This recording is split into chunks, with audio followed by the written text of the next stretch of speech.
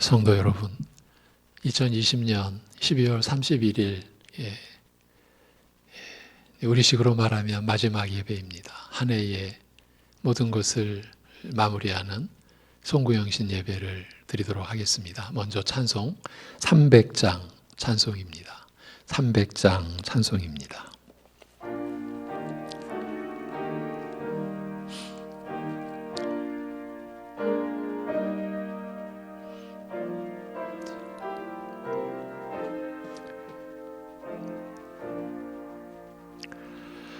내 맘이 낙심되며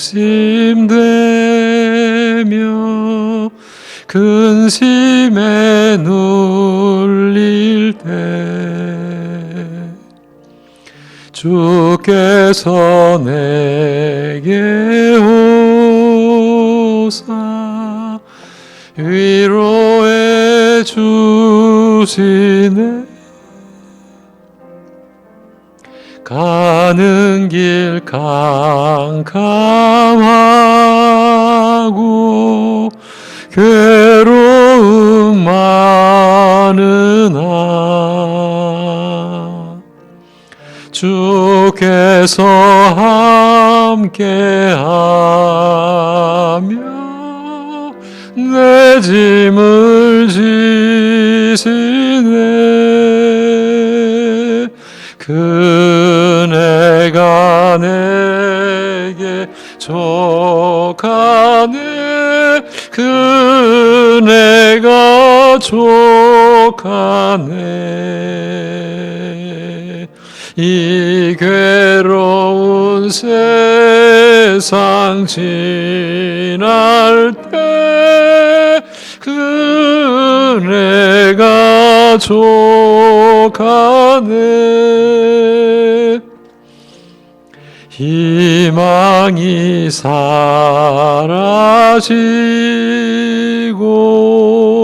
친구 날 버릴 때 주 내게 속삭이며 새 희망 주시네. 싸움이 맹렬하여 두려워 떨 때에 승리의 왕이 되신 주 음성 들리네. 그네가 내게 족하네. 그네가 족하네. 이 괴로운 세상 지날 때 그네가 족하네. 번민이 가득 차고 눈물이 흐를 때 주 나의 곁에 오사 위로해 주시네. 환난이 닥쳐와서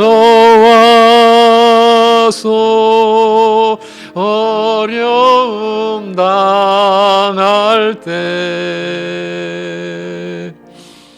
주님의 능력 입어 원수를 이기네. 그네가 내게 족하네. 그네가 족하네. 이 괴로운 세상 지날 때 그네가 족하네.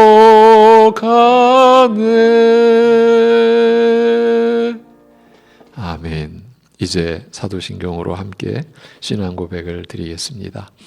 전능하사 천지를 만드신 하나님 아버지를 내가 믿사오며 그 외아들 우리 주 예수 그리스도를 믿사오니 이는 성령으로 잉태하사 동정녀 마리아에게 나시고 본디오 빌라도에게 고난을 받으사 십자가에 못 박혀 죽으시고 장사한 지 사흘 만에 죽은 자 가운데서 다시 살아나시며 하늘에 오르사 전능하신 하나님 우편에 앉아 계시다가 저리로서 산자와 죽은 자를 심판하러 오시리라.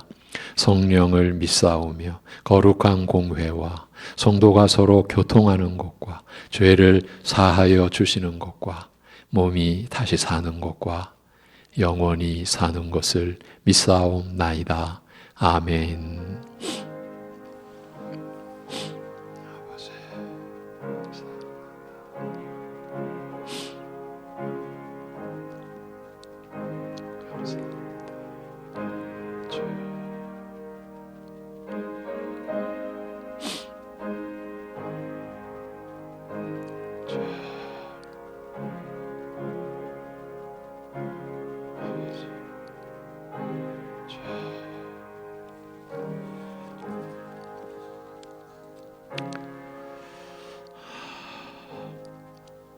하나님이 우리를 세우심은 노하심에 이르게 하심이 아니요 오직 우리 주 예수 그리스도로 말미암아 구원을 받게 하심이라.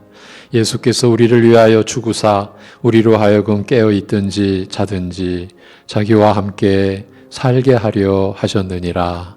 아멘.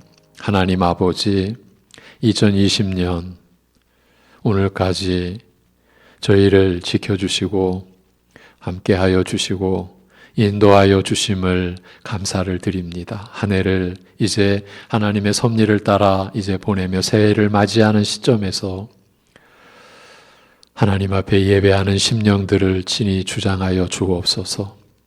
우리의 죄가 되어주신 주 예수 그리스도의 이름과 그 은혜만을 의지하여 간절히 회개함으로 또 하나님의 긍휼만을 의지하는 그 간절한 심령으로 그리고 하나님께서 우리에게 주신 영원한 소망의 약속을 붙잡는 그 믿음으로 이 시간 예배하는 심령들을 받아주시고 인도하여 주시옵소서.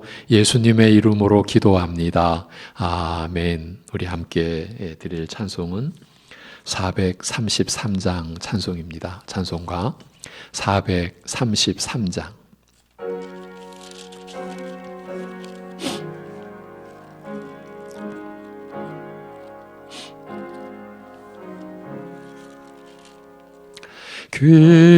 귀하신 주여 날 붙드사 주께로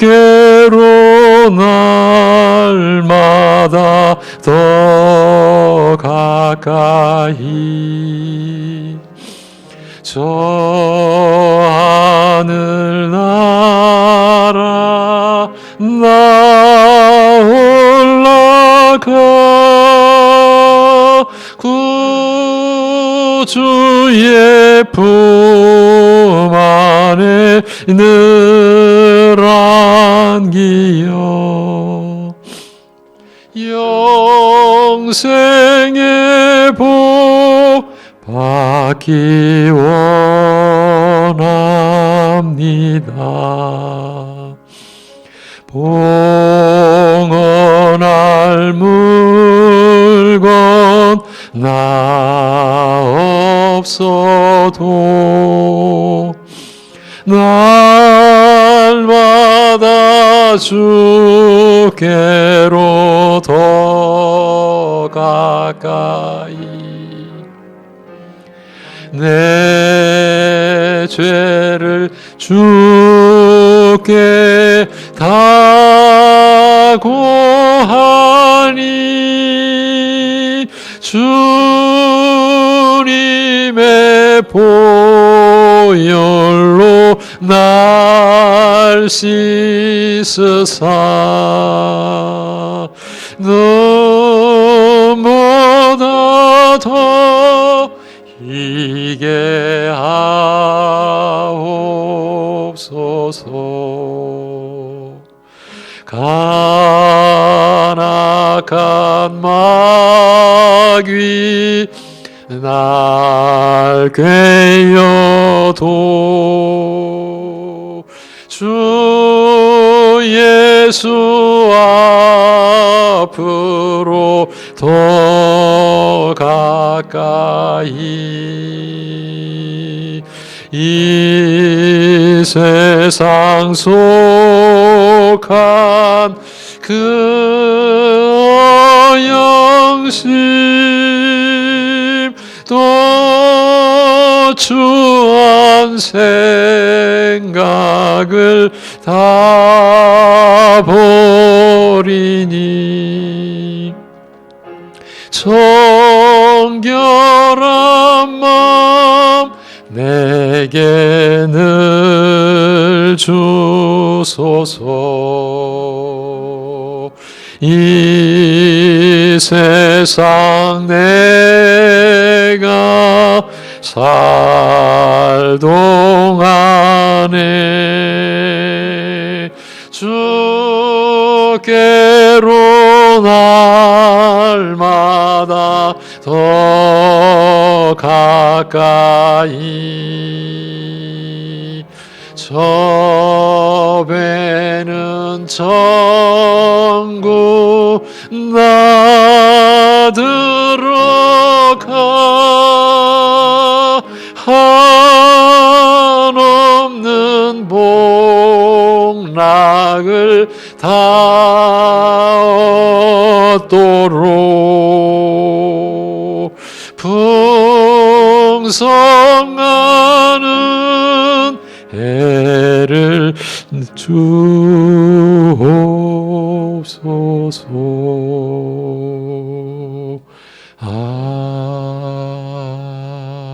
아멘.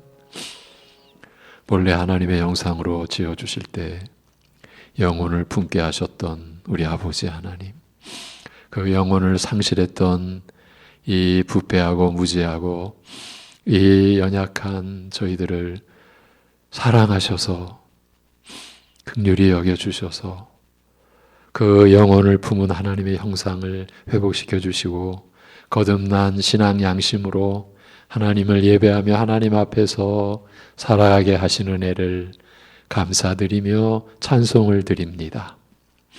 어느 해와는 다른 어쩌면 특별한, 어쩌면 다시 없을 이러한 한 해를 보내는 시점에서 더욱 예배가 간절히 사모되고 하나님의 은혜가 절실한 심정으로 이 시간 하나님 앞에 나오는, 그리하여 우리가 그동안 누렸던 일상이 정말 귀했는데 감사할 줄 몰랐던 우리 자신을 하나님 앞에 내려놓으며 회개함으로 이 시간 아버지 앞에 나오는 심령들, 이들을 또 인도하실 때에 주님이 주시는 생명의 빛 되신 말씀으로, 진리와 은혜가 충만한 말씀으로 그 심령을 새롭게 하여 주시옵시고, 그 은혜 가운데, 하나님의 진리 가운데 지난 날들을 돌아보고 또 하나님께서 우리에게 새롭게 내려주실 새해의 삶을 우리가 내다볼 수 있는, 전망할 수 있는 그러한 이 시간 되게 인도하여 주시옵소서. 하나님 앞에 간절히 회개하는 심령을 가지되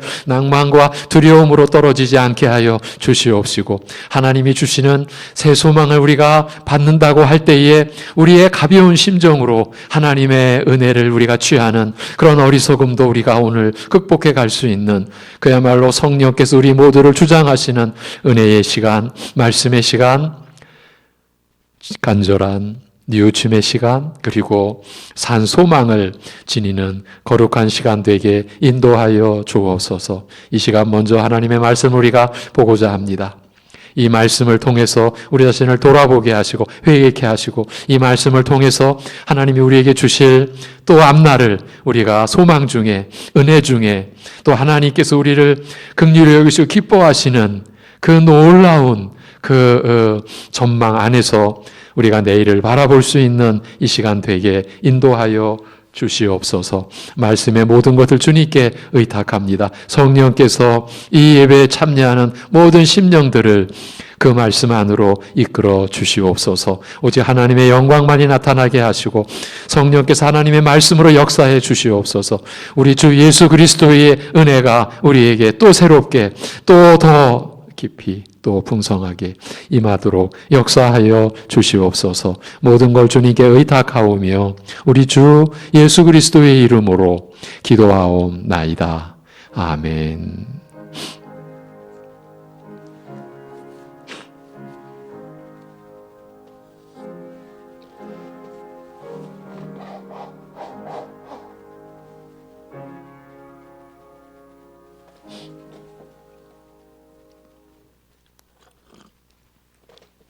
오늘 우리가 나눌 하나님의 말씀은 빌립보서 4장 10절에서 14절입니다.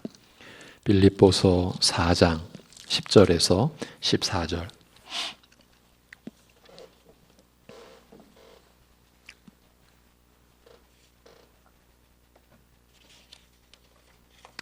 우리 이렇게 함께하지 못하는 그러한 공간적 간격이 있지만 우리 함께 본문을 합독하도록 하겠습니다. 빌립보서 4장 10절에서 14절입니다. 이제 다 같이 보시겠습니다. 내가 주 안에서 크게 기뻐함은 너희가 나를 생각하던 것이 이제 다시 싹이 남이니 너희가 또한 이를 위하여 생각은 하였으나 기회가 없었느니라. 내가 궁핍함으로 말하는 것이 아니니라. 어떠한 형편에든지 나는 자족하기를 배웠노니 나는 비천에 처할 줄도 알고 풍부에 처할 줄도 알아. 모든 일 곧 배부름과 배고픔과 풍부와 궁핍에도 처할 줄 아는 일체의 비결을 배웠노라. 내게 능력 주시는 자 안에서 내가 모든 것을 할 수 있느니라. 그러나 너희가 내 괴로움에 함께 참여하였으니 잘하였도다. 아멘. 오늘 말씀의 제목은 비천에도 풍부에도 처할 줄을 알아. 이렇게 되겠습니다. 비천에도 풍부에도 처할 줄을 알아.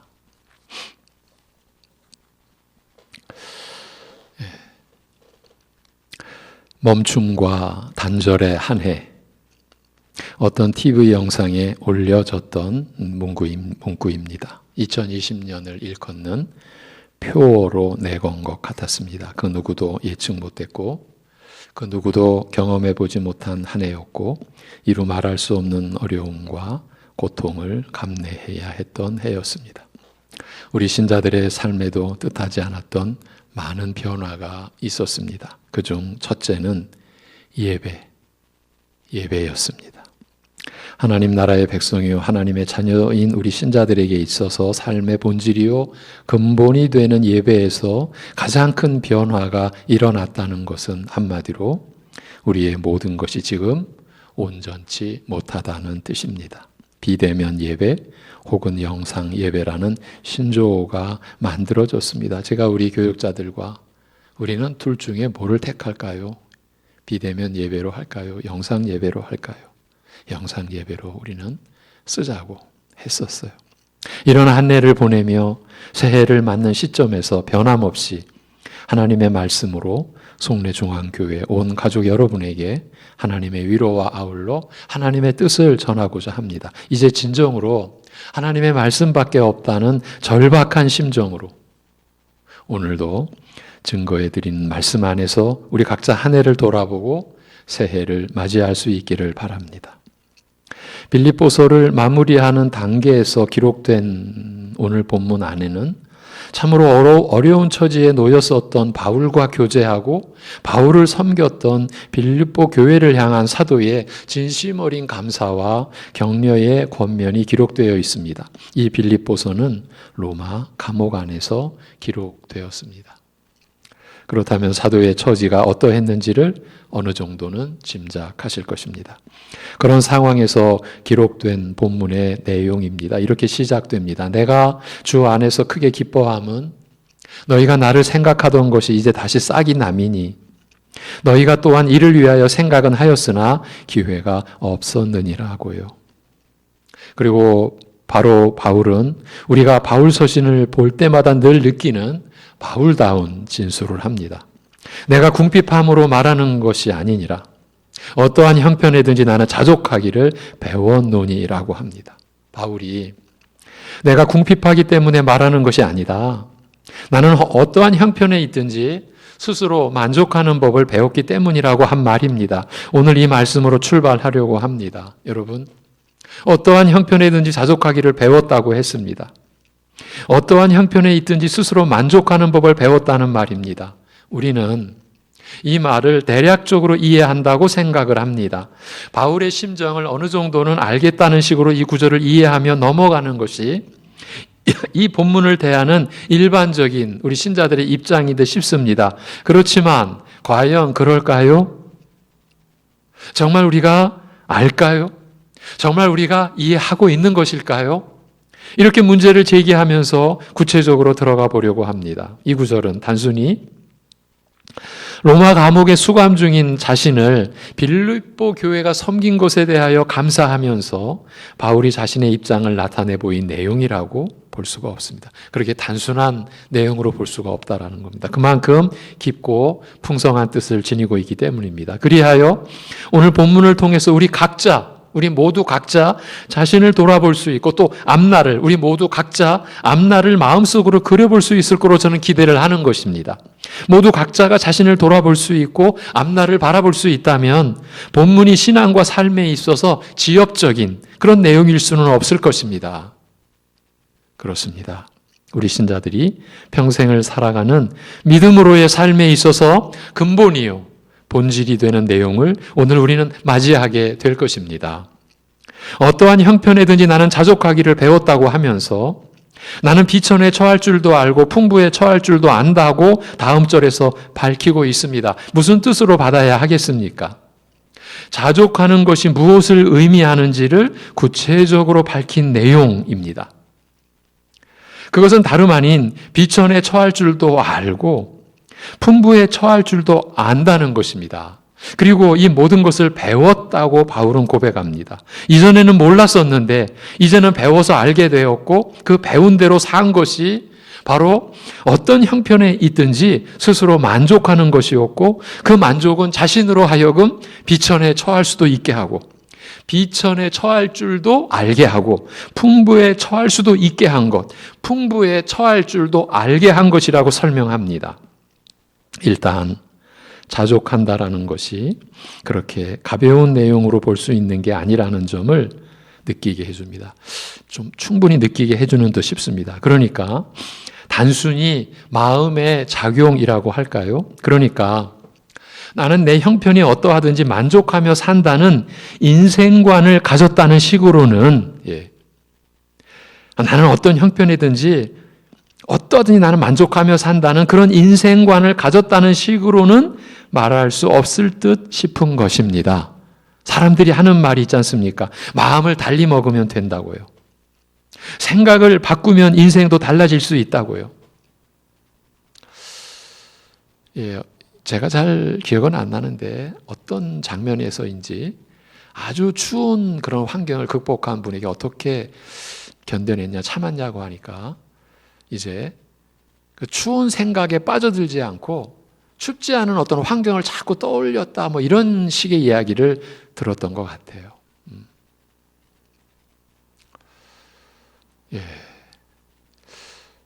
지금 그런 시기일까요? 지금 너무 춥습니다. 그런데 그 추위의 고통, 사실 우리는 굶주림보다 더 깊은 추위의 고통을 우리는 사실 모르죠. 근데 그런 고통을 겪어본 분이 저에게 질문을 했었어요. 굶주림이 고통스러울 것 같습니까? 추위가 굶주릴 것 같습니까? 저뿐만이 아니라 그때 같이 있던 분들은 굶주림이라고 얘기를 했던 걸로 기억나는데 그분은 그랬습니다. 저는 둘 다 경험을 했는데 추위가 고통스러웠습니다. 그런 추위를 10년을 경험했습니다. 우리는 상상도 못하죠. 예. 그런 추위를 겨울을 10번을 넘겼다. 그런데 이제 다른 이야기인데 어떤 분은 그 추위를 이기기 위해서 춥지 않은 어떤 뭔가를 자꾸 떠올렸다. 지금 그런 거죠. 예. 마음을 달리 먹으면 된다. 생각을 바꾸면 인생도 달라질 수 있다. 그래서 내가 직면한 처지에서 불평 원망하지 말고 그대로 인정하고 받아들여서 스스로 만족스럽게 여기면 지금의 처지보다 더 불행해질 리는 없을 터이고 그만큼 다시 일어설 기회를 갖지 않겠느냐는 식으로 바울이 말했겠느냐는 것입니다. 그렇지 않을까요? 그런 식으로 어떠한 형편에 있든지 나는 스스로 만족하는 법을 배웠다고 사도가 말했을 리는 없지 않겠습니까? 만약에 그렇다고 한다면 자기 스스로 자신을 변화시킨 식이 되는 것이지 않습니까? 자기 스스로 마음을 달리 먹고 생각을 달리 한 것이고요. 지금 감옥에 있는데 나는 아주 푸른 초원에 있는 것처럼 그렇게 생각하고 그렇게 여겼다. 그런 겁니까? 자기 스스로 마음을 달리 먹고 생각을 달리 한 것이고 그렇게 해서 자신은 비천에 처할 줄도 알고 풍부에 처할 줄도 알게 됐다는 식으로 말한 겁니다. 이렇게 되면 바울이 만약에 이렇게 말했다고 한다면 이렇게 되면 이건 그야말로 인생은 마음먹기에 달렸다라는 그런 뜻이 되는 것 아니겠습니까? 바울이 자기 스스로 자신의 인생관을 가치관을 정립했다라는 뜻이 되는 거죠. 그래서 어떤 처지에 있든지 자족하기를 배움으로써 풍부에도 비천에도 처할 줄 아는 처세술이 아주 뛰어난 사도가 되었다는 것이죠. 그렇습니까? 우리가 이런 식으로 본문을 이해해도 되겠습니까? 이런 식을 우리의 신앙이라고 그 믿음으로 사는 삶이라고 할 수 있겠습니까? 공교롭게 엊그제 어찌어찌 하다가 자연인이라고 하는 그 프로를 잠깐 봤어요. 75세의 자연인, 공직 생활을 하던 분이 18년 동안, 그러니까 75세, 18년, 57세 때 산속으로 들어가신 거예요. 18년 동안 산속에 살면서 자신은 왕이라고 외치며 산답니다. 그 프로그램이 나는 왕입니다. 이런 프로 제목이었어요. 자신은 왕이라고 외치며 산대요. 그러면서 그분이 하는 말을 들었습니다. 자신은 착각 속에 산대. 그걸 안 돼요. 자신은 착각 속에 빠져 있는 걸 알지만 자신은 만족스럽답니다. 그래서 나는 왕이랍니다. 이 산에서. 그리고 산에 올라갈 때 그 종을 어떻게도 올려갔는지도 모르겠는데 그 종 하나 쾅 올려주고 온 그 산 속에 내가 행차한다 알리고 하루를 시작한답니다. 난 착각이라는 거 안 됩니다. 그러나 나는 만족합니다. 예. 나는 왕입니다. 자녀들이 내려와 살자고 해도 못 산답니다. 자신만이 만족해하는 삶이 있으니까요. 바울도 이런 겁니까? 여러분, 하나님의 말씀이 이런 겁니까? 그래서 우리는 성경을 보는 본래의 방식을 이 시점에서도 다시 확인하는 것이 필요합니다. 오늘 본문은 빌립보서입니다. 그중 4장, 그것도 이제 서신의 마무리 부분입니다. 우리가 성경을 보는 방식을 여기서 어떻게 확인할 수 있을까요? 그것은 성경을 앞뒤로 보는 겁니다. 그 방식입니다. 빌립보서를 전체로 보는 것입니다. 문맥으로 이어서 보는 것이고 문단과 문단의 이음과 연결을 고려해서 보는 것입니다. 그리고 빌립보서뿐만 아니라 다른 옥중 서신인 에베소서, 골로새서, 빌레몬서, 그리고 다른 서신, 다른 사도의 공동 서신이라고 하는 그런 서신도, 복음서도, 또 요한계시록도, 그리고 창세기에서부터 말라기의 구약 성경도 늘 같이 보는 겁니다. 이것이 성경을 보는 본래의 방식입니다. 그렇게 본다면 오늘 본문의 내용도 이 구절만으로 이해하는 것은 불가능하며 빌립보 서신 전체를 통해서 본문의 이해를 가질 수 있어야 하는 것입니다. 오늘만이 아닙니다. 모든 성경의 말씀을 이런 기본적인 관점에서 보는 것이 늘 필요하고 그때 우리는 말씀에 담긴 본뜻을 파악하게 됩니다. 더 깊게도 보고요. 더 풍성하게도 볼 수 있습니다. 절대적으로 중요한 것은 그 구절의 참 본뜻, 참된 뜻에 가깝게 다가갈 수 있다는 점입니다. 그렇지 않으면 우리는 말씀을 오해할 수도 있고 정반대의 뜻으로 이해하게 될 수도 있습니다. 실제로 우리 안에 늘 이런 일이 일어나고 있다고 보면 됩니다. 그만큼 경계해야 할 내용인 것입니다. 이제 자족한다, 만족한다는 말의 어원부터 안내해 드리겠습니다. 매우 중요한 의미에서부터 출발된 말입니다. 그것은 충분하다라는 것입니다. 여러분, 이 자족한다, 이 말의 기본 뜻은 충분하다, 이 말이에요. 그래서 본문에 쓰인 말의 원뜻은 자신은 충분하다라는 것이고, 여기에서 자족, 만족이라는 뜻으로 그 개념이 발전된 것입니다. 자신은 충분하다, 이 개념이 자족이라는 말의 근본을 이룹니다. 뭔가 좀 접근한 것 같은 그런 느낌이 들지 않으십니까? 자족한다라는 것이 무슨 뜻인지 조금은 더 가까이 간 것 같다라는 겁니다. 바울에게 무엇이 있기에 자신은 충분하다고 한 것이겠습니까? 도대체 그에게 무엇이 있었길래 풍부에 처할 줄도 알고 비천에 처할 줄도 안다라고 한 것이겠습니까? 바로 이 점을 빌립보서에서 찾아가는 것이 오늘의 본론이 되겠습니다. 짚어가 보겠습니다. 바울은 자신을 충분케 해주는 그 무엇이 있었으므로 해서 풍부에 처할 줄도 알고 비천에 처할 줄도 알았다라고 했습니다. 먼저 무슨 생각이 떠오르십니까?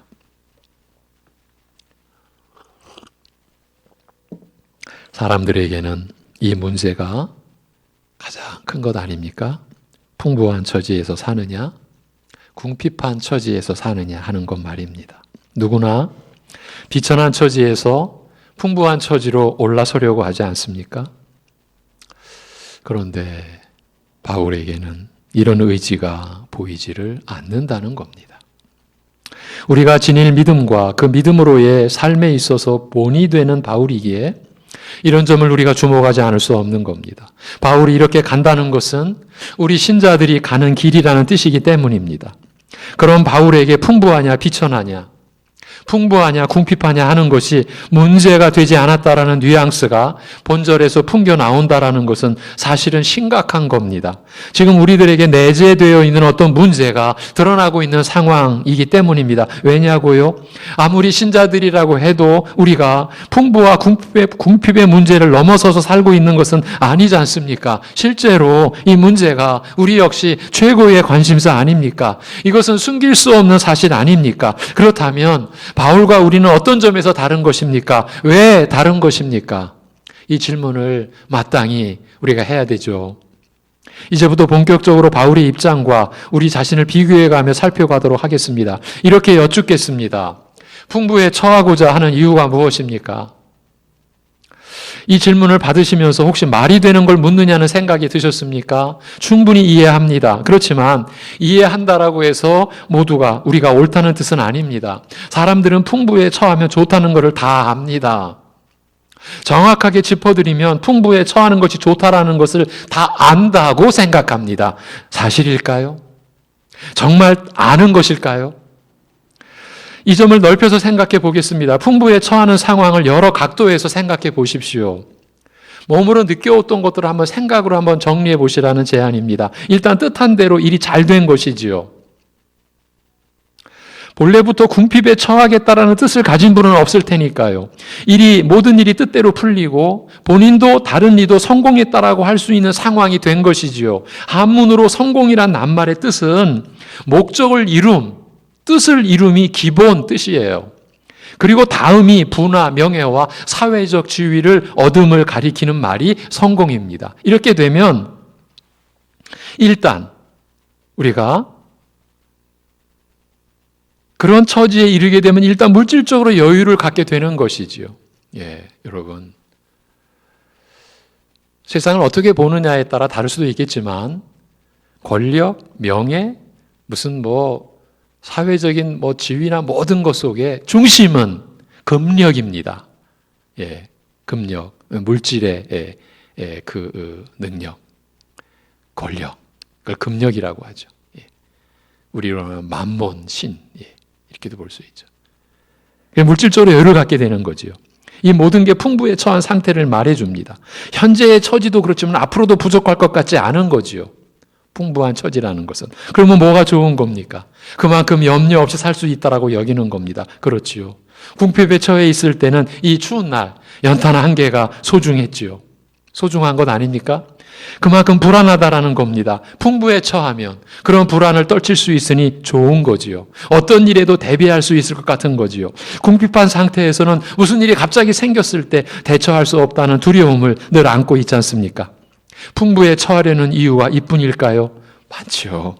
여러분 각자 얼마든지 제시할 수 있을 겁니다. 그런데 그중 하나, 다른 사람들에 비해서 내가 더 나은 형편에 있다라는 이 사실을 확보하려는 심사도 크다고 볼 수 있습니다. 내 친구보다, 다른 가족보다, 내 이웃보다, 다른 교우들보다 이렇게 되는 것 아닙니까? 풍부에 처한 육신의 안락함과 평안함도 작지 않겠지만 마음속 부요함을 어쩌면 더 인간들은 추구하는 것 아니겠습니까? 그 내면에는 자신을 증명해낸 만족감이 깊이 자리 잡고 있을 겁니다. 나는 이런 사람이야. 이런 사람이야 하는 식이지요. 이 정도는 보여줄 수 있는 사람이야. 이렇게 말입니다. 자아 성취라고 젊은 사람들이 말하는 그것입니다. 사람들이 궁핍과 비천을 어찌하든지 탈피하려는 것은 앞에 간략히 말한 것들의 반대편에 있는 상태에서 벗어나려는 몸부림입니다. 비천한 처지에 자신이 스스로도 싫은 겁니다. 그런 자신이 미운 겁니다. 이런 마음가짐을 어떻게 표출하느냐는 것은 사람마다 다르겠지요. 여하튼 이런 식으로 보자면 사람들은 풍부에도 궁핍에도 처할 줄을 안다? 그걸 배웠다? 이런 바울의 고백을 받아들일 수가 없다고 봐야 합니다. 오히려 조롱할 것이고 멸시할 것입니다. 인생을 모르니 절한다는 식으로요. 어쩌면 풍부한 처지를 못 경험해서 저러니 못 경험했을까요? 바울이요? 그러면 우리는 어떻습니까? 그래서 우리는 지금 우리의 본으로 하나님이 세우신 바울을 보려는 것입니다. 바울이 이런 사람이 된 연유는 앞에 3장, 빌립보서 3장에서 찾아볼 수 있습니다. 물론 1장부터 그렇다고 볼 수 있는데 좀 범위를 축소했습니다. 1장, 2장도 다 볼 필요가 있는데 좀 축소해서 보려는 것입니다. 올해 중에 보았던 말씀 가운데 집중적으로 보았던 구절 중 하나입니다. 3장 7절에서 9절인데요. 3장 7절에서 9절 찾아서 같이 보시겠습니다. 3장 7절에서 9절 같이 보십니다. 시작.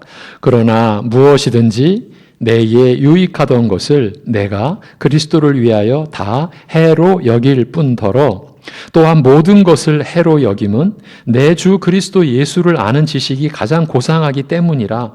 내가 그를 위하여 모든 것을 잃어버리고 배설물로 여김은 그리스도를 얻고 그 안에서 발견되려 함이니 내가 가진 의의는 율법에서 난 것이 아니요 오직 그리스도를 믿음으로 말미암은 것이니 그 믿음으로 하나님께로부터 난 의라.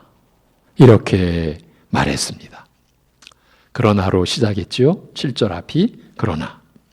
그러니까 바울 자신도 육체를 신뢰할 만한 것으로 보자면, 그러니까 자기 자신을 신뢰하거나 자기의 환경을 신뢰할 만한 것으로 보자면 이스라엘 안에서도 얼마든지 자신을 내세울 수 있다라는 것을 히브리인 중에 히브리인이요. 방금 읽었던 앞에 있는 내용입니다. 히브리인 중에 히브리인이요, 율법으로는 바리새인이요, 열심으로는 교회를 박해하고 율법의 의로는 흠이 없는 자라고 보여준 뒤에 그러나라고 한 것입니다. 무엇을 말하려고 한 것입니까? 육체를 신뢰할 만한 것들, 자신을 내세울 수 있게 하는 것들, 그래서 누구에게든지 자랑할 만한 것들, 그것들이 다 이제는 자신에게 유익한 것이 아니요 해가 된다. 여러분, 자신에게 유익이 안 된다. 오히려 나에게 해를 끼친다고 한 것입니다. 벌써 여기서부터 바울에게는 풍분히 비천이니 풍요나 궁핍이니 하는 점이 아무 문제가 되지 않는다. 그리 될 수 없다라는 점을 충분히 피력했다고 볼 수 있습니다. 그렇게 여기는 이유는 단 하나, 내 주 그리스도 예수를 아는 지식이 가장 탁월하기 때문이라고. 그래서 내가 그리스도를 위하여 모든 것을 잃어버리고 배설물로 여김은 그리스도를 얻고 그 안에서 발견되려 함이라고 했습니다. 이러한 바울의 중심이 이 3장에서 이렇게 피력된, 이렇게 공개된 그 바울의 중심이 오늘 본문의 내용, 즉 나는 비천에 처할 줄도 알고 풍부에 처할 줄도 알아. 모든 일, 그 배부름과 배고픔과 풍부와 궁핍에도, 이걸 모든 일이라고 그랬어요. 인생이 살아가는 모든 일, 배부름과 배고픔과 풍부와 궁핍에도 처할 줄 아는 일체의 비결을 배웠다는 고백으로 이어진 것이에요. 3장의 이 진술이 이 4장으로 이어진 것이에요. 그러면 풍부와 궁핍에도 처할 줄 아는 일체의 비결이 무엇이겠습니까? 그가 배운 것이 무엇입니까? 그 답은 내가 그리스도를 위하여 모든 것을 잃어버리고 배설물로 여김은 그리스도를 얻고 그 안에서 발견되려 함이라고 하는 이 바울의 신앙 고백에서 우리가 찾을 수 있는 것이에요. 이 점이 오늘 말씀의 핵심, 요점입니다. 그런 어떤 상황에서도 그리스도를 얻고 그 안에서 발견되려 한 것입니다. 풍부의 처에서도 그렇고요. 비천과 궁핍의 처에서도 그렇고요. 지금 감옥 안에서도 그렇고요. 바로 이 점을 여러분에게 제시해 드리고 안내해 드리려는 것입니다. 구체적으로 무엇을 안내해 드리려는 것일까요? 지금부터가 실제적인, 그야말로 믿음으로의 삶을 위한 현실적인 내용이 될 것입니다. 이렇게도 질문을 바꿀 수 있습니다. 질문이 넓혀집니다. 신자로서 어떻게 살 것인가? 바로 이 질문에 대한 답을 다시 확인해 드리려는 것입니다. 제가 내린 답이 아닙니다. 오해하시면 안 됩니다. 본문이 하나님의 말씀이 주시는 답입니다. 하나님께서 바울을 통해서 가르쳐 주신 것입니다. 여러분은 지금 어떤 형편에 처해 계십니까? 바로 그 처지에서 바울처럼 그리스도를 얻고 그 안에서 발견되려 하십시오. 바로 이것입니다. 그 형편에서 지금 여러분이 처해 계신 그 처지에서 그리스도를 얻지 않으면 우리는 실패하고 실족한 것입니다. 풍부한 처지이십니까? 그 안에서 그리스도를 얻고 그 안에서 발견되려 하십시오. 그러면 여러분도 바울처럼 풍부에 처할 줄을 아는 하나님의 사람으로 서 계신 것입니다. 혹 궁핍한 처지이십니까? 그 안에서 동일하게 그리스도를 얻고 그 안에서 발견되려 하십시오. 그러면 하나님을 기쁘시게 하고 하나님께 영광을 돌리고 계시는 것입니다. 이렇게 살기 위해서는 절대적인 전제가 있습니다. 먼저 풍부에 처했을 때 그 처지를 조금이라도 의지하거나 자랑하고픈 마음과 그 생각을 버리셔야 합니다. 이건 정말 중차대한 내용입니다. 여러분 생각하고 또 묵상하시고 또 되뇌이시고 기도하시고 또 생각하셔야 됩니다. 내가 뭔가 잘 됐을 때, 내가 뭔가를 잘했을 때 내가 뭘 의지했을까? 그걸 찾아내셔야 합니다. 이만큼 됐으면 되지 않았을까? 이런 생각을 하는 순간부터 우리는 이미 넘어진 상태가 되는 겁니다. 그 잘되는 상황을 드러내고 싶고 자랑하고 싶은 순간부터 우리는 시험에 든 처지가 되고 맙니다. 특히 남들과 비교해서, 누군가와 비교해서 그래도 나는 다르지 라고 여기는 순간부터 앞으로 넘어졌을 때 콧잔등이 깨진 것 같이, 뒤로 넘어졌을 때 뒤통수가 깨진 것 같은 처지에 놓여 있는 겁니다. 보이지 않는 피가 지금 흐르고 있는 셈입니다. 언젠가 그 피가 멈추지 않으면 죽게 될지도 모릅니다.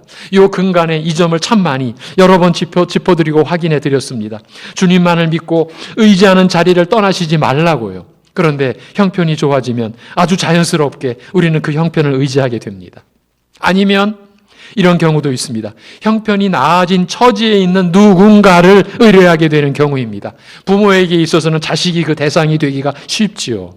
그렇게 되면 주님을 의지하는 심령에 금이 가고 금이 가는 만큼 믿음이 깨져버린 상태가 되는 것입니다. 그러면 믿음으로 살지 못하게 됩니다. 그러면 어떻게 살겠습니까? 일반인들과 거의 다름없게 사는 겁니다. 잘 아시지 않습니까? 그렇게 좋은 형편과 상황을, 아니면 그런 좋은 것을 제공해주는 누군가를 신뢰하고 의지하고 있다가 혹 비천에 처하게 되면 견디지를 못하는 겁니다. 궁핍에 처한 자신의 상황을 어찌 해보지를 못하고 그대로 무너져 내리는 경우도 있습니다. 그런데 고의적으로 비천에 처하거나 일부러 궁핍한 상태로 들어가는 사람은 없습니다. 바울도 그러지는 않았습니다. 비천에 처한다라는 것은 대부분은 어쩔 수 없는 경우인 것입니다. 우리 대한민국 사람들은 1997년 11월을 거의 기억합니다. IMF, 소위 IMF 경제 위기, 우리나라가 보유한 외환이 너무 부족해 국제통화기금으로부터 자금 지원을 받은 희대의 사건이 그때 일어났습니다. 이 사태는 우리 사회 전체를 흔들었습니다. 많은 기업이 문을 닫고 실업자가 크게 늘어나는 것과 함께 비정규직 노동 인력이 크게 증가하면서 나라 전체가 불안정한 상태가 되었습니다. 철밥통? 이런 말이 그때부터 사라지기 시작했습니다. 누가 바란 것이 아닌데 나라 전체가 이렇게 되었습니다. 그런데 요 몇 년 동안 많이 들은 말이 있습니다. 97년도 그때는 나라가 궁핍했지만 지금은 개인이 한 가정이 궁핍한 시대라고요. 국민들이 느끼는 궁핍의 내용과 질이 다르다라는 뜻이겠지요. 지금이 그때보다 더 힘들다는 말이나 같습니다. 누가 원했던 것이 아니지 않습니까? 더군다나 2020년 올해 우리는 더 할 말이 없습니다. 아무도 기대하지 않았던, 물론 예측할 수도 없었던 멈춤과 단절을 우리는 경험했습니다. 우리나라만이 아니라 전 세계의 상황입니다. 2021년도를 아무도 예측 못합니다. 장기적으로 궁핍의 시대를 대비하지 않으면 안 될 시점입니다. 이렇게 비천함과 궁핍함은 대부분 어쩔 수 없이 찾아옵니다.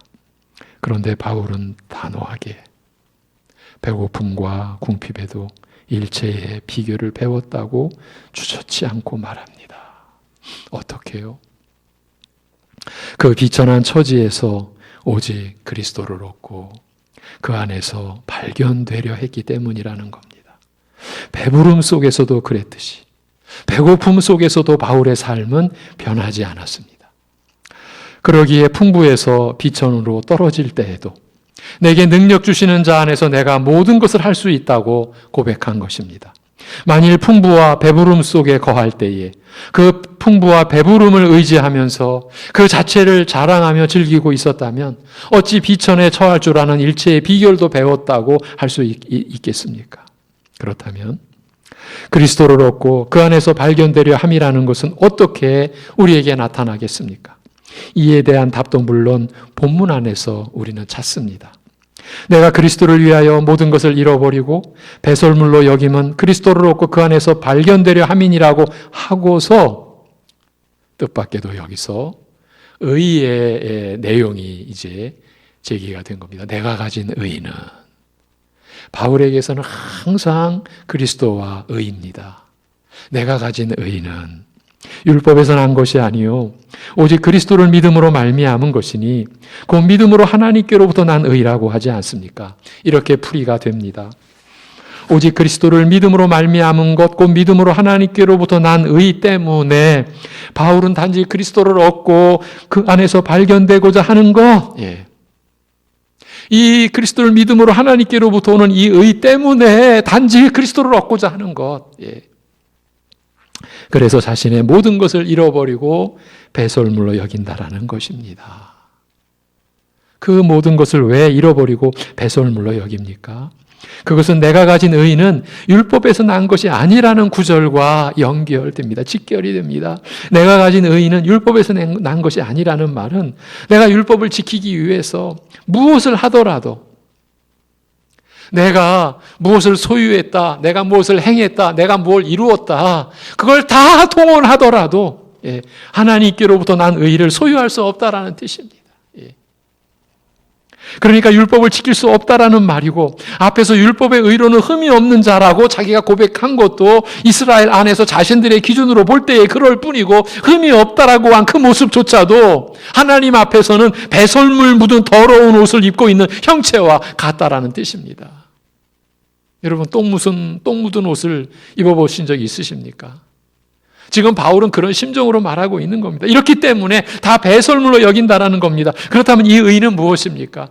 그리스도 때문에 이 의를 얻고자, 그리스도만을 얻고자 하는, 그리스도만을 믿음으로 우리가 받는 그 의라고 했으니까 그럼 이 의는 무엇입니까? 하나님 나라에서 사는 데에 아무런 문제가 없는 상태를 가리킵니다.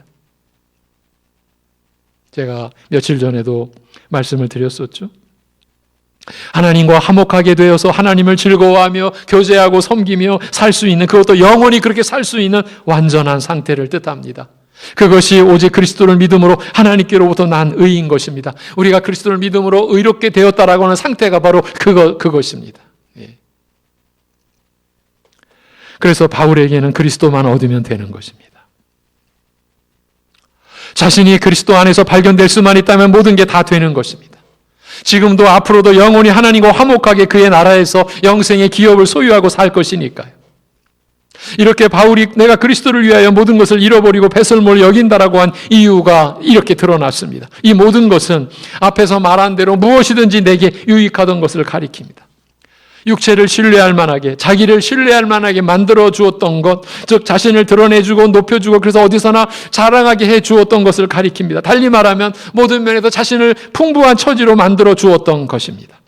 그래서 많은 사람들이 자신을 부러워하고 우러러보고 따르게 만들었던 것이라고도 할 수 있습니다.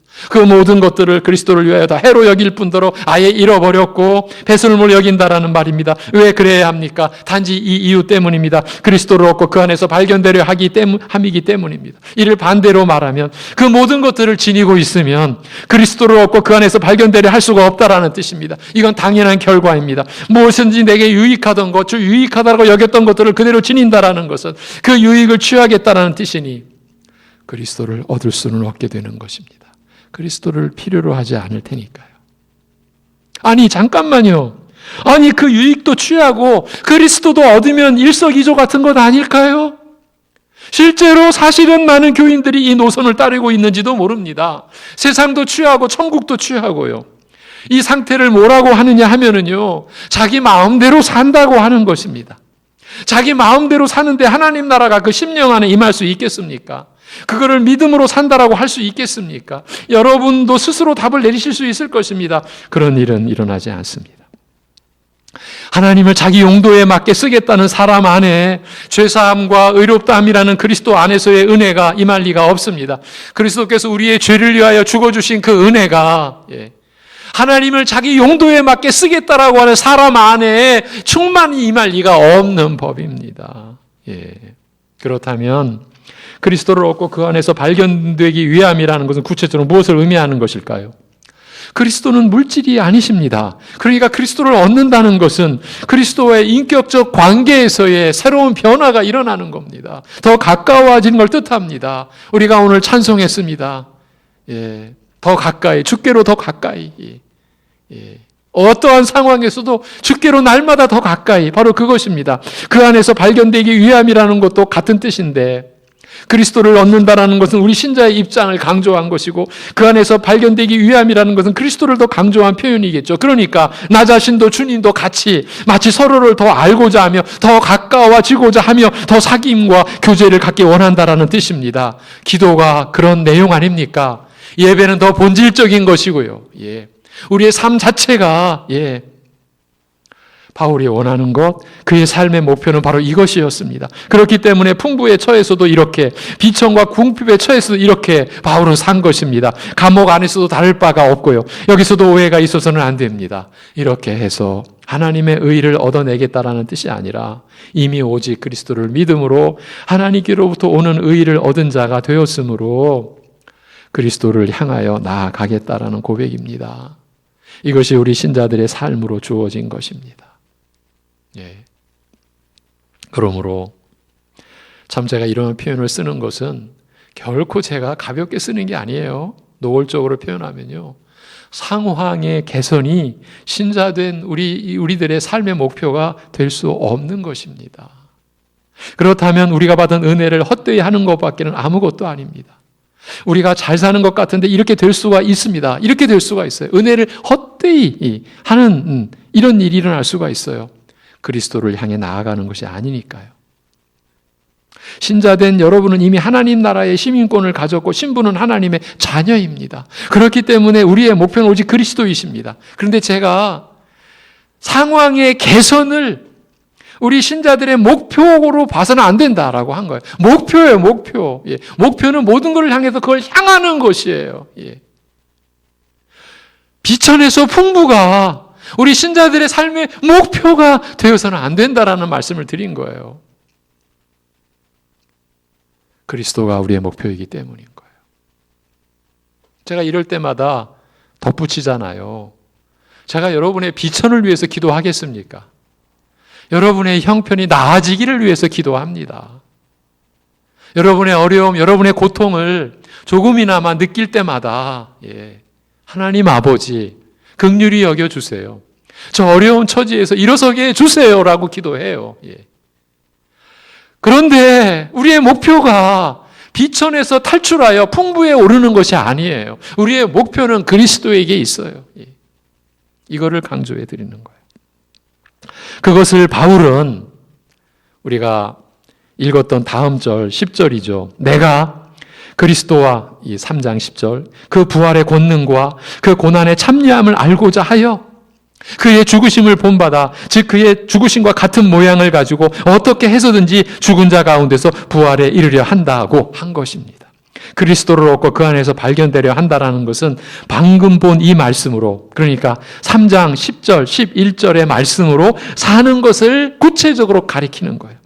그리스도를 알고 그 부활의 권능과 그 고난의 참여함을 알고자, 그리스도께서 나 같은 죄인을 위하여 죽으시고 부활하신 그 은혜를 알고자, 그 하나님의 뜻을 알고자, 하나님의 나를 향하신 그 사랑을 알고자, 그리고 그 사랑하는 주님과 더 내가 사귀고 교제하는 것을 우리가 이루고 사는 것, 그렇게 사는 거죠. 부활이라는 말이 2번 나오는데 앞에 것은 그리스도의 부활하심을 가리키고 뒤에 것은요, 우리가 믿음 없는 영적으로 죽은 자들 가운데서 영생을 지닌 자로, 여러분이 만나는 대부분의 사람들은 믿음이 없으신 분들일 텐데 그분들 안에서 영생을 지닌 자로 살아야 하는 것 아닙니까? 지금 바울이 그 얘기를 하는 겁니다. 그러니까 다시 부활할 소망을 가진 자로 사는 실제의 모습을 어떻게 해서든지 죽은 자 가운데서 부활에 이르려 하노니, 이 11절이 3장 11절이 그런 의미입니다. 실제로 나는 몸이 다시 살고 영원히 사는 것을 믿습니다라고 하는 이 믿음을 나타내는 삶으로 바울도 살고자 한 거예요. 그렇게 살고 싶다. 어디서든지. 우리 신자들도 그래야 된다라는 거죠. 그렇게 사는 것이 그리스도를 얻고 그 안에서 발견되는 것이라는 말이에요. 여러분이 살아낼 본래의 모습을 바울은 이렇게 표현한 것입니다. 그래서 바로 바울은 우리에게 용기를 북돋아 주고 있는 겁니다. 12절에 내가 이미 얻었다 함도 아니요 온전히 이루었다 함도 아니라, 여기까지만 보겠습니다. 자신도 다 이루었다는 게 아니라는 뜻이니 우리로 하여금 그런 삶을 어떻게 사냐고 낙심하거나 절망하지 말고 한 걸음 한 걸음 나아가라는 것입니다. 그 뒷구절을 보십시오. 한 걸음 한 걸음 나아가라고 얼마나 우리를 위로하고 격려하고 있는지. 어떻게 해요? 오직 내가 그리스도 예수께 잡힌 바 된 그것을 잡으려고, 이렇게 해요. 그리스도 예수께 잡혔기 때문에 나도 붙잡으려고, 이렇게 이미 붙잡고 있으니 그래서 더 붙잡으려고 달려간다라는 뜻입니다. 바울도 그랬고 우리도 결코 우리 혼자 하는 게 아닙니다. 이미 주님께 우리는 붙잡혔습니다. 그렇기 때문에 주님과 그 은혜를 잡으려고 달려가는 것입니다. 여러분, 우리가 기도하는 것이 그런 겁니다. 이미 하나님 보좌 우편에서 성령께서 내 안에서 기도하고 계십니다. 지금도 간구하고 계십니다. 그 은혜 안에서 우리는 기도하는 겁니다. 우리 혼자 기도하는 게 아닙니다. 말씀 안에서 성령 안에서 기도한다라는 것은 그런 관계성 속에서 기도하는 겁니다. 우리 혼자 이루어낼 게 아무것도 없습니다. 하나님 나라 안에서는. 그러므로 풍부에 처했다고 해도 그것을 의지할 겨를이 없는 것입니다. 비천에 처했다고 해도 불평하고 원망할 겨를이 없는 것입니다. 그 안에서 그리스도께 나아가려고, 이미 붙잡혀 있기 때문에 더 잡으려고 나아갈 뿐인 것입니다. 이것이 우리 신자의 삶, 영생을 지닌, 세상 사람들은 조롱하고 비웃는, 여러분 영생이라고 하면 저 사람들은 웃죠. 여러분을 어처구니 없는 사람들이라고 정신 나간, 현실이 어려우니까 저렇게라도 위로받으며 살겠지, 그 정도겠죠. 그러나 우리는 실제 아닙니까? 영원히 실체 아닙니까? 그런 여러분의 삶, 여러분이 살아가는 실제의 삶입니다. 세상 것 더 얻으려고요? 그건 이미 지나간 일입니다. 자신을 더 빛나게 하려고요? 그것도 이미 지나간 일입니다. 하나님의 자녀만큼 더 빛나는 신분이 이 세상에 있습니까? 여러분, 대답해 보십시오. 하나님의 자녀라는 신분만큼 이 세상에서도 빛나는 신분이 있습니까? 없습니다. 이 확실한 답을 가지고 사시기 바랍니다. 여러분, 허망한 뜻을 지니고 계시면 그 열매를 맺게 되고, 허영심을 품고 있으면 그 결과를 맛보게 됩니다. 허망과 허영심의 열매가 맛이 어떨까요? 달겠습니까? 쓰겠습니까? 여기 많은 분들이 이미 그 맛을 보셨지 않습니까? 이렇게 하시는 것은 하나님께서 우리를 사랑하시기 때문입니다. 그 쓴맛을 맛보게 하시는 것은 우리를 사랑하시기 때문입니다. 여러분의 형편을 자랑하시면요, 그 헛된 자랑의 결과가 곧 올 수도 있습니다. 여러분의 처지를 원망만 하고 계시면 그 불신앙의 열매를 곧 맛볼지도 모릅니다. 이건 협박이 아니라 실제입니다. 이미 경험들을 다 하셨을 수도 있고요. 그래서 다 지나간 일이라고 제가 말씀드린 거예요. 그런 쓴 열매를 맛보게 하신 것은 우리를 사랑하시기 때문이라고 했습니다. 얼마나 부질없는 것인지를 깨닫도록 하시려는 겁니다. 내게 유익하던 것을 그리스도를 위하여 다 해로 여길 수 있게끔 우리를 새롭게 빚어가시는 것입니다. 실제로는 유익한 게 아니었으니까요. 이제 어떻게 한 해를 돌아보시겠습니까? 곳간에 채워진 수량을 둘러보시겠습니까? 세상에서의 자신의 위치를, 그 높낮이를 재어보시겠습니까? 아니, 다 힘들었을 테니 지난해보다 낮아진 높이나 비우어진 분량을 남들과 견주어 보시겠습니까? 그래도 내가 좀 낫지. 이렇게요. 그렇지만 영생을 지니고 살아가는 여러분께는 그런 것들이 하나도 어울리지 않는 겁니다. 어울릴 수가 없습니다. 어울린다고 한다면 데살로니가 전서의 표현대로 잠에 취해 있는 겁니다. 자기 정욕과 탐심에 취해 있는 상태인 것입니다. 생각해 보십시오. 우리가 많이 성취했는데, 성공했는데, 그런데 그리스도에게서 너무 멀어졌습니다. 무엇을 얻으신 겁니까? 신자 곧 하나님의 백성이요 자녀인 우리로서는 아무것도 얻은 게 없는 겁니다. 성공했는데요, 아무것도 얻은 게 없는 겁니다. 실제로는 너무 큰 것을 잃고 만 것입니다. 그리스도를 잃다시피 했으니까요. 또 생각해 보십시오. 우리가 너무 많이 잃어버리게 되었습니다. 비천에 궁핍에 처하게 되었습니다. 그런데 그리스도에게서도 너무 떨어져 있게 되었습니다. 잃어버린 것 때문에 속상해하고 원망하고 불평불만을 일삼다 보니 믿음으로 산다는 자체가 자신의 마음속에서 지워져 버렸던 것입니다. 이렇게 되면 그야말로 다 잃어버리고 만 것입니다. 그런데 풍요해진 상황에서 그리스도를 더 깊이 알고 체험케 되었습니다. 그러면 내게 능력 주시는 자 안에서 내가 모든 것을 할 수 있다라는 신앙 고백의 주인공이 되신 것입니다. 어쩔 수 없이 비천해지고 궁핍해진 상황에서 놀랍게도 그리스도를 더 깊이 알고 그 은혜를 더 누리게 되었습니다. 이 경우에도 내게 능력 주시는 자 안에서 내가 모든 것을 할 수 있다라는 말씀이 역사한 그 주인공이 되신 것입니다. 다름 아닌 말씀의 열매를 받아 드신 것입니다. 결국 불타 없어지고 썩어질 세상의 것을 받아든 것과는 비교할 수 없는 진정한 천국 보화를 소유케 된 것입니다. 그것은 말씀이 역사한 열매이기 때문입니다. 이렇게 살아가시기를 바랍니다. 이것이 하나님의 뜻입니다. 그리스도 안에서 성령께서 여러분 안에서 이루시고자 하시는 것이 바로 그것, 여러분이 그렇게 사는 것입니다. 비천에도 풍부에도 처할 줄을 아는 것입니다. 비천에 처해도 원망과 불평을 하지 않고 풍부에 처해도 교만과 위선을 떨지 않고 오직 그리스도께 더 나아가고 그리스도의 은혜를 따르고 그래서 날마다 자기의 무능함과 무가치함을 고백하는 자기 부인의 신앙으로 사는 것, 이것이 그리스도의 죽으심을 본받는, 그래서 그리스도의 다시 사신 영광에 들어가고 참여하는 거듭난 신자의 삶이 이것입니다.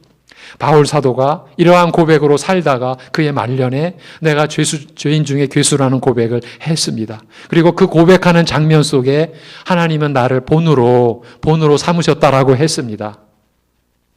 제가 천만이 강조해드렸던 그 내용들을 연결시켜드리는 겁니다. 우리가 이러한 고백으로 나아갈 때 우리도 우리 생애 말년에 하나님 아버지 진정으로 제가 죄인 중에 괴수입니다라는 고백을 바울처럼 따라가게 되는 것입니다. 자기 부인의 신앙으로 가는 겁니다. 이렇게 가지 않으면 우리는 그릇된 신앙 아닌 신앙으로 위선과 외식과 신앙의 연기만 하다가 헛된 생애를 보낼 수도 있습니다. 어쩌면 많이 보내왔을 수도 있습니다. 어제 수요 말씀에서 보았습니다. 이제 말씀을 마무리하려고 하는데요. 어제 수요 말씀에서 모세를 보았습니다. 40년 애굽 바로왕 궁중에서의 공주의 아들로서의 삶, 그 풍요함과 풍부함을 여러분 상상하실 수 있겠습니까? 그 당시 세계 최강대국 애굽이었습니다. 그 후 모세 40년 모든 것을 잃고 미디안 광야에서의 살아간 삶, 어떻게 되었을까요? 극한의 풍부에서 극한의 궁핍으로 떨어진 모세는 그 광야 40년 동안 다 썩어갈 세상 최고의 것들을 다 벗어던지고 자신의 무능함과 무지함에 직면하는 자기 부인의 신앙을 갖게 되었습니다. 하나님을 소유한 것입니다. 그리스도를 얻은 것입니다. 그래서 하나님께 발견되어졌습니다. 바울이 이것을 배웠고 우리도 본받아야 할 삶입니다. 그 삶이야말로 모든 겸손의 삶이요 모든 영광에 참여하는 삶입니다. 그래서 거룩하고 신령하고 복된 삶입니다. 우리가 이 삶을 믿음으로 바라볼 수만 있다면 하나님은 공평하신 것입니다. 하나님은 공평하신 분이신 것입니다.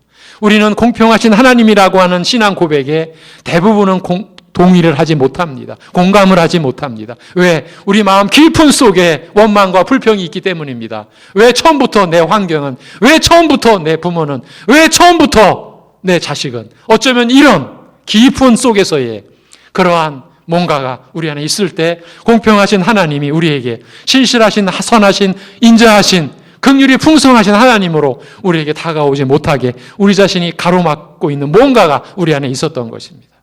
하나님의 은혜로 이 가림막이 치워져야 합니다. 우리의 눈을 가로막았던 수건이 벗겨져야 합니다.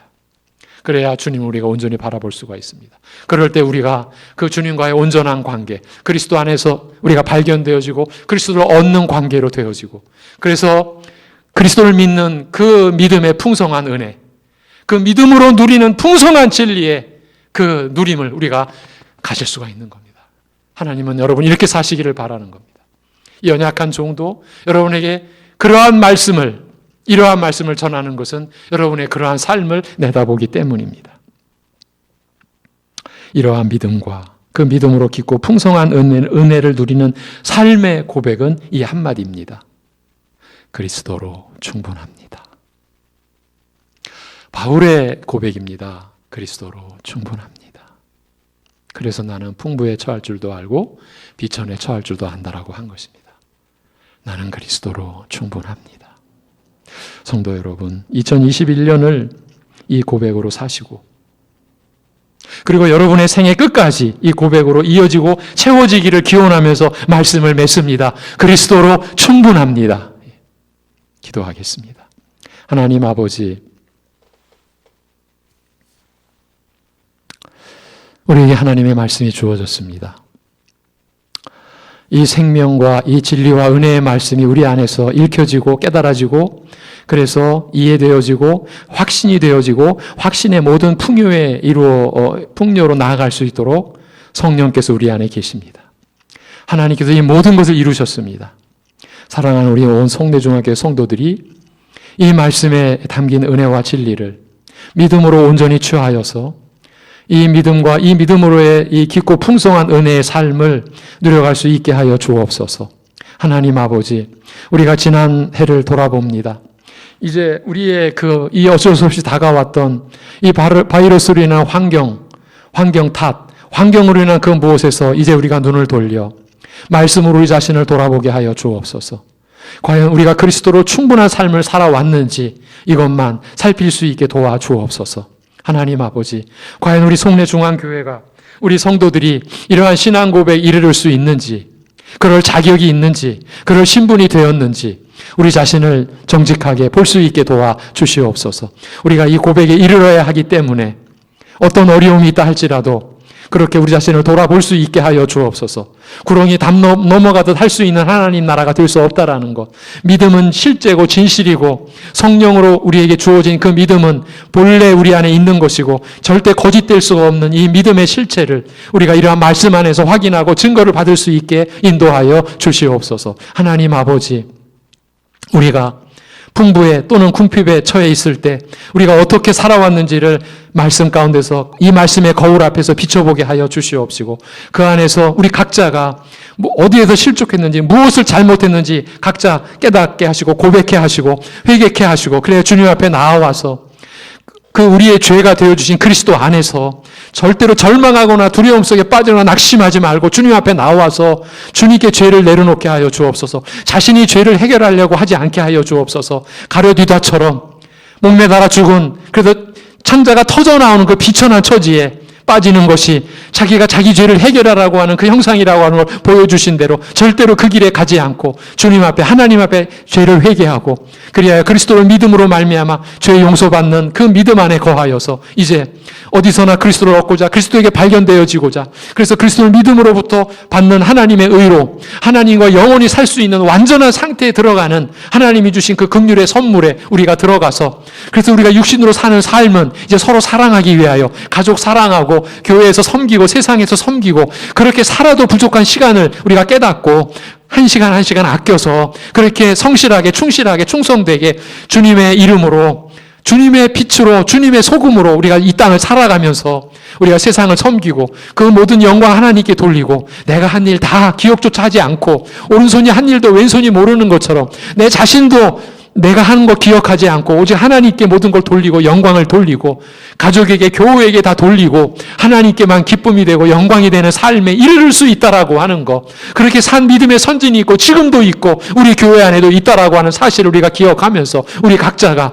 그렇게 오직 믿음으로의 참 하나님 앞에서 일어난 삶 세워진 삶 잠자지 않는 깨어있는 삶 살아가는 우리들 되고 우리 자녀들도 우리보다 더 아름답고 훌륭한 믿음에 서서 이렇게 살아가고 지금 우리 연로하신 성도님, 우리 어르신들 육신으로는 아무것도 없어도 육신을 후패했기 때문에 그러나 강건한 속사람으로 이러한 나라를 소망하시고 우리들을 위해 이렇게 기도하시고 교회를 위하여 말씀의 종들을 위하여 이 어려운 시대의 자손들을 위하여 기도하시는 일이 얼마나 귀하고 얼마나 값진 일인지를 스스로 깨달으시면서 강건함 중에 기도하시며 살아가는 우리들 되고 우리 자녀들, 어린 자녀들부터 이렇게 믿음으로 자라가는 소망을 우리에게 주시고 이 소망으로 각 가정마다 역사가 일어나게 인도하여 주시옵소서. 하나님 아버지 그리스도로 충분합니다. 이 고백이 우리의 삶의 전체의 고백, 지금의 고백, 어떠한 처지에서도 그 처지가 이 고백을 넘어갈 수 없음을 우리가 알고 그리스도가 만유의 주이시요 만유의 왕이시요 그러면서 또 우리의 친구요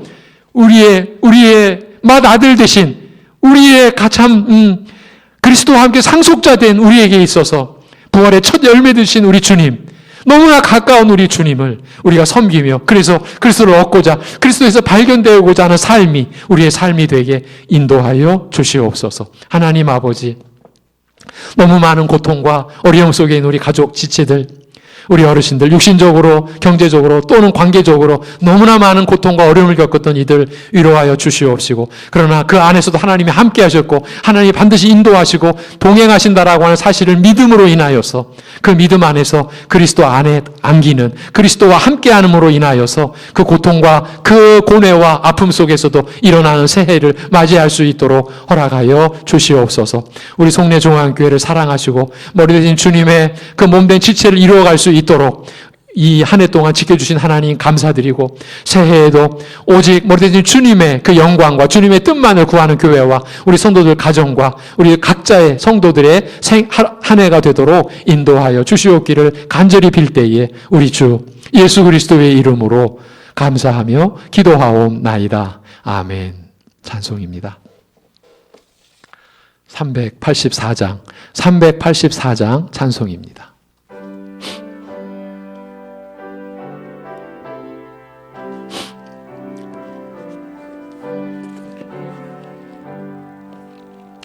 나의 갈 길 다가도록 예수 인도하시니 내 주 안에 있는 긍휼 어찌 의심하리요. 믿음으로 사는 자는 하늘 위로 받겠네. 무슨 일을 만나든지 만사형통하리라. 무슨 일을 만나든지 만사형통하리라. 나의 갈 길 다가도록 예수 인도하시니 어려운 일 당한 때도 족하는 주시네. 나는 심히 고단하고 영혼 매우 가라나 나의 앞에 반석에서 샘물 나게 하시네. 나의 앞에 반석에서 샘물 나게 하시네. 나의 갈 길 다가도록 예수 인도하시니 그의 사랑 어찌 큰지 말로 할 수 없도다. 성령 감화 받은 영혼 하늘나라 갈 때에 영영 부를 나의 찬송 예수 인도하셨네. 영영 부를 나의 찬송 예수 인도하셨네.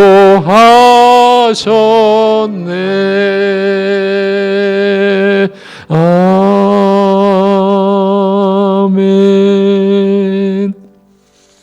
갈라키 교회 소식입니다. 오늘 내일 1월 1일이라서 오늘 긴급 공지사항을 알려드렸습니다. 오늘 주일 1월 3일 신령 감사 예배도 영상 예배로 드리게 되었습니다.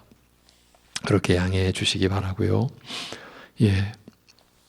오늘 송구영신 예배 지난 주일에는 9시에 올려드린다고 했는데 7시에 올려드리기로 했습니다. 홈페이지 및 유튜브에.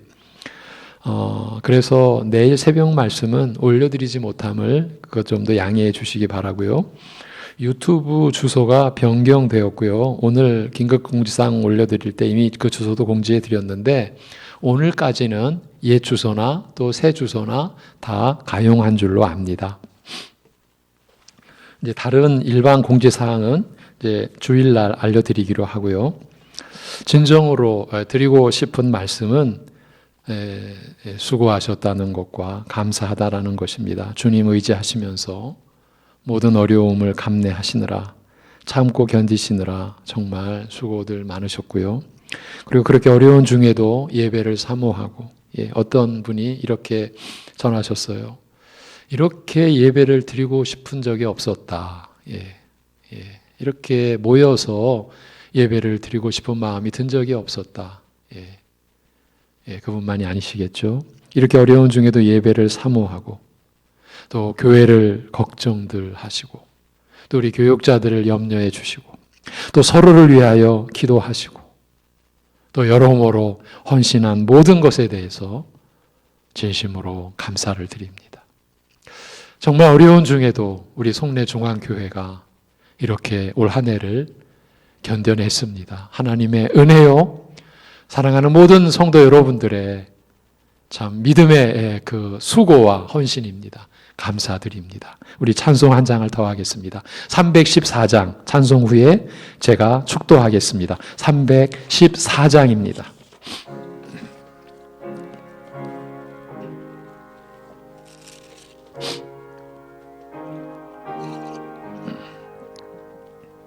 내 구주 예수를 더욱 사랑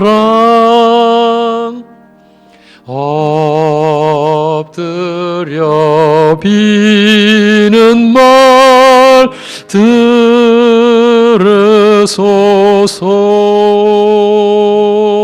내 진정 소원이 내 구주 예수를 더욱 사랑,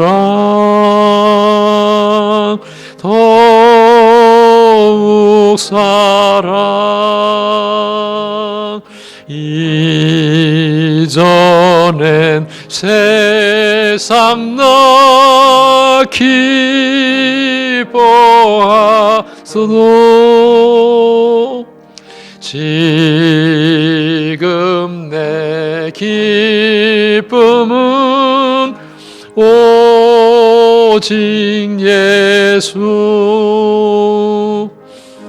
다만 내 비는 말 내 구주 예수를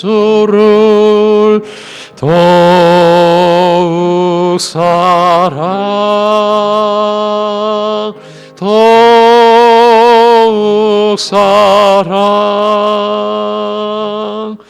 이 세상 떠날 때 찬양하고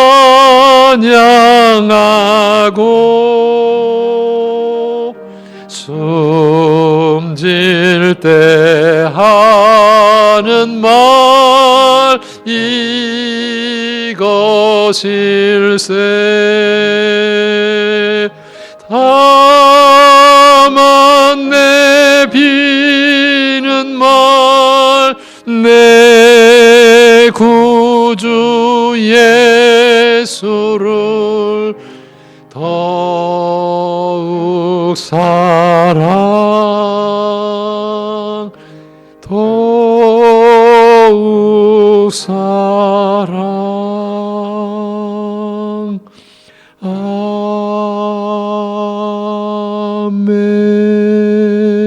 아멘. 지금도 앞으로도 영원히 우리의 충만이시며 우리에게 충분함이 되어주시는 주 예수 그리스도의 은혜와 우리 같은 비천한 자들을 위해 아들을 죄로 삼아 주신 우리 아버지 하나님의 그 영원하신 사랑하심과 이런 자들 안에 계셔서 오래 참으시며 긍휼히 여겨주시며 탄식하시며 그 아버지의 사랑과 아들의 은혜를 입혀주시고 또 입혀주시고 그래서 아들의 형상을 빚어가도록 일하시고 역사하시는 성령님의 교통하심이 시간의 주인이신 때의 섭리자이신 하나님 앞에 사는 그 은혜에 대한 감사와 기쁨을 지니고 어떤 상황에서도 참으로 하나님께만 나아가며 그리스도만을 붙들며 성령님 안에서 기도하고 그래서 예배를 사모하는 사랑하는 모든 심령들과 이러한 은혜를 사모하는 모든 이들 안에 이제로부터 영원토록 함께 하시기를 주님의 이름으로 축원하옵나이다. 아멘.